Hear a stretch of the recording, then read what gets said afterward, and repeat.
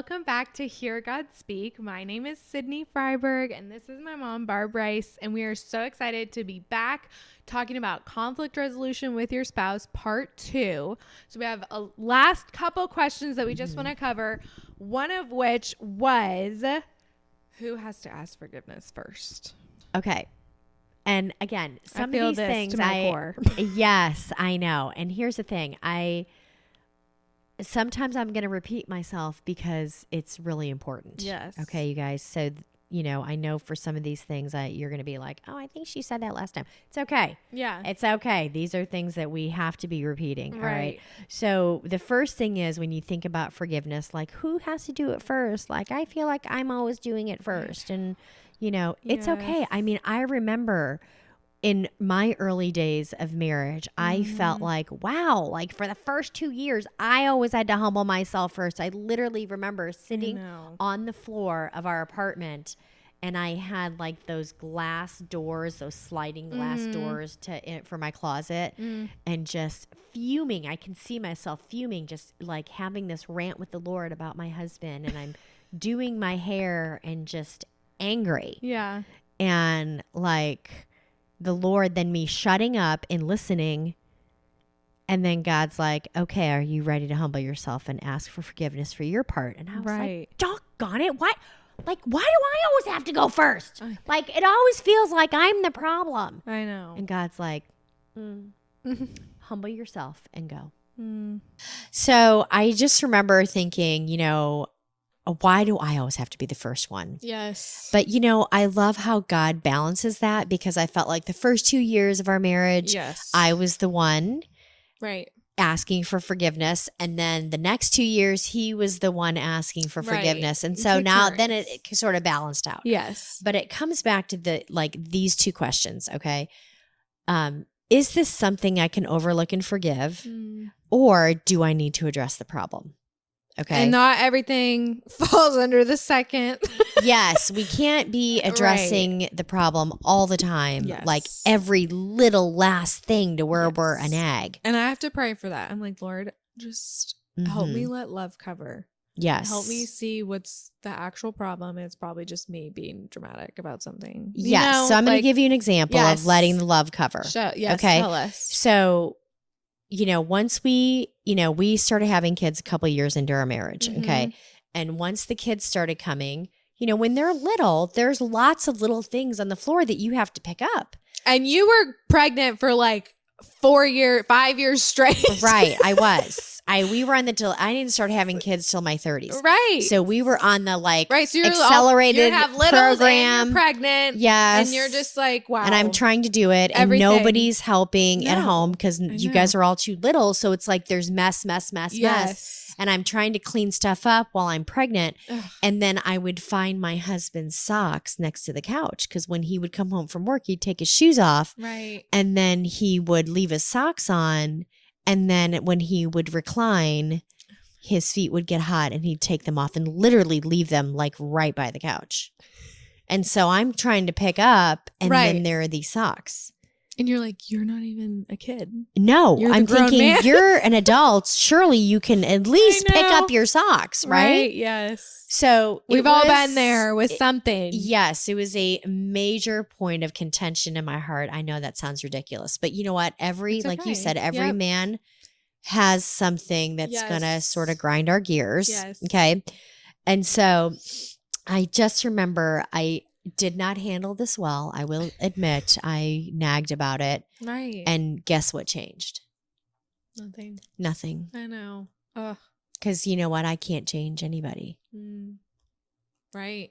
Except for myself. So I got to focus on me. Right. Okay. So I remember asking the Lord about it one time, and he reminded me by saying, I created you to be the helper. And I was like, oh, yes, of course. Right.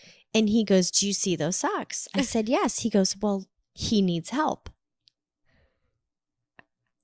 You're like, and I thought, not that, Lord. I know. Does he really need help with that? He goes, yes. I mean, and then he asked me the question, is it too hard? I mean, is it too hard for you to pick up the socks? I was like, no. Maybe a little, but no. Maybe a little, but not that hard. I know. And he's like, pick up the socks. Oh, yes. Help him. I feel it to my core. Help him. I know we're like, ugh. I know. You And know what that then, thing is. You know, now I remember having that conversation with the Lord years ago. And now it's like a joke between God and I. Oh, yeah. That I just say to myself this thing, like anytime I see something like that or like, you know, something that he left and I'm like, oh, look, he needs help. Yeah. Let me help him. And I just like have this dialogue with God. I don't say anything to my husband. Right. I just do it. Right. And it's sweet because the Lord rewards, right? Yes. The Lord loves obedience. Yes. So as we're obeying and we're submitting to God calling us to love, right? Like Christ loves the church. We're just, okay, Lord, I'm dying to myself. I'm going to pick up the socks. For me, it was Luke's shoes just everywhere. And I'm just like, you are older than me, first of all, but it doesn't matter. It doesn't matter. He needs help. And so, but now that we have Kingston, it's been so cool because Luke noticed and Dad noticed, I'm sure, just you picking up. He's like, oh, she's picking up. But I like how you guys addressed it, like when you addressed it to your husband. Yes. So now that we have Kingston, and then we told everybody that we're having our second baby this fall, which is so exciting. And just a gift from the Lord. But I've been very sick. And so I'm like, dude, we got to talk about this. Yes. Like, let's have a family meeting. So we sit down. I'm just like, hey. And he's like, I've noticed that you've just been like picking up and like cleaning and you've been moving things around. And I love it. It's been so great. And I'm like, I love that you love that. I honestly need a little bit more help right now. Right. And I was just like, I've been doing that to bless you. But to be honest, I am very tired and I just am getting more sick as the days go on. Yes. So I was like, I would just love, can you just ask the Lord to give you wisdom to add value to our home? Just one thing every day. Yeah. Because I was like, I feel like I'm just tired. And it's okay. We're doing a lot. Luke, your husband's doing a lot. They're bearing the financial weight and the salvation of your family. Like, I don't want that. But it's okay. You're a team to have those conversations. And so now it's been so cool because like some days Luke will clean the whole kitchen and empty the dishwasher before he goes to work. Some days he makes King's breakfast before he goes to work. Like he's been doing so good and it's been so sweet because I'm still like, even if I'm sick, I'm like, you know what? I'm going to do the dishes before he gets home because he likes that. So it's just so cool to see that like we're both choosing the inconvenient thing to do because we're like, I want to add value to the home. Right. Both of us. Right. Not just me. Right. You know, and so that's been really sweet that I wanted to nag and I feel like I was in a season of doing that. And then finally I repented and I was like, hey, I see that I've been doing this. Can we find a solution? How can we help each other? And so like he was like, he's doing his master's. So he's like, I need you to help protect my time for homework. I'm like, okay. Yes. I need you to add value. Okay. Like, you know, you just find your thing. But I love that. It's the adding value. So our last question is, how can we as wives best influence our husbands just in conflict and just in life? Like how can we, if we're in the midst of conflict though specifically, how can we best influence our husbands? Yes. So again, you know, part of it is us walking with a renewed mind. Okay. Is going to be the first thing, because when you are walking in the Spirit, you're going to produce life and peace. All right. Romans 8 talks about that. But when we're walking in the flesh, we produce death. Right. All right. Out of the overflow of your heart, your mouth speaks. So we need to make sure that we're staying in the middle. We're not blowing up and we're not being passive aggressive. Right. We're not making them guess at what is wrong. No. Okay. And so I love that the scripture says to speak the truth in love. So what does that mean? You know, do we speak the truth in love like this? Okay. Right. Yeah, no, because remember, we're attacked. That feels attacking. Right. That is attacking the person, not the problem. So we want to attack the problem. So I would say for us women, especially for us wives, the first thing is to work on your tone. Yes. Okay. Yes. I mean, really work on your tone, because that when we speak to our husbands, the scripture literally says that God has wired them to desire respect. Mm-hmm. And when we talk to them respectfully, they can hear us. Yes. Luke used to be like, your eyebrows go into your hairline. I'd be like, what are you talking about? So now it's like our joke. He's like, the eyebrows, babe, the eyebrows. Yes. But now I realize, oh, that's like my thing is I'm like getting too edgy and like it's not helpful. That is It's so so funny. I've Yeah. never heard you say that. That's hilarious. I'm learning all kinds of things. I know. 1 Peter 3 also talks about it. And I love that because it ties back into Esther. And 1 Peter 3 says, you know, if your husband is not following the Lord. Right. And I love it because it's general enough to be like, well, maybe he's a believer, but he's not obeying in a certain area of his life, that the scripture says that as a wife, you can influence your husband by the behavior of your life without a word. I'm like, wow. Some of us only use our words. Right. And I'm like, how do you do that without saying anything? Without saying anything, I know. by being joyful, by being patient, by being kind, by doing what God has called you to do, Right. you know, without a word, that you can actually turn the head, okay, without speaking. And I love it because it reminds me of Esther in the scripture and how she was born for such a time as this, and how God had put her in a position to where she had an issue, a major issue of basically her whole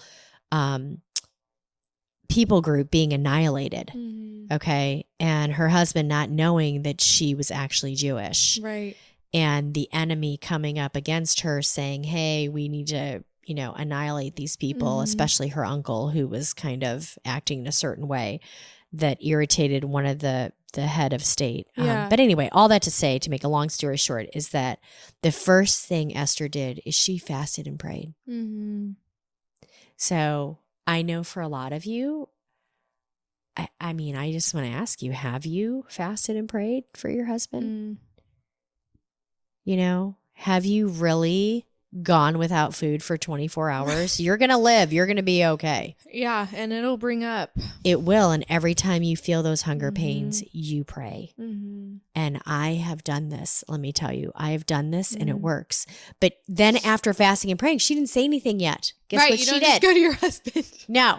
And this is where a lot of us miss it because we're not willing to be patient. Okay.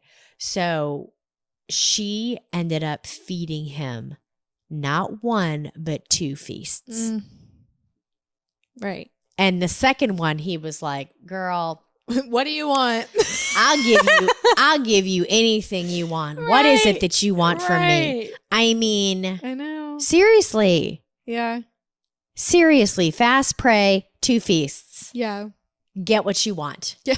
Not, well, Like see, here's the thing. It's like most of us don't have enough self-control to wait that long. So we just blurt it out. Right. Okay. But it's like, you know, in Proverbs 21:9, it says it's better to live. This is for us women to understand. Okay. Because I was very convicted when I read these when I was young.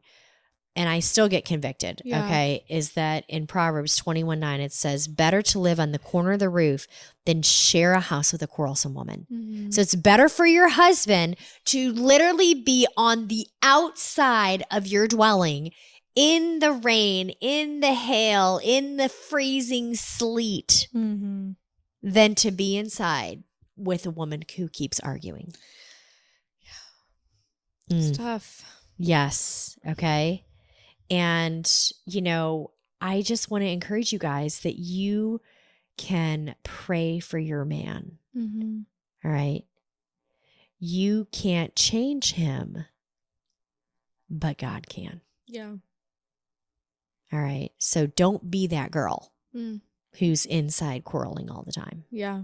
This is so good. Be the first Peter 3 wife that by the behavior of her life, you know, without a word, by the behavior of her life, is able to win her husband over.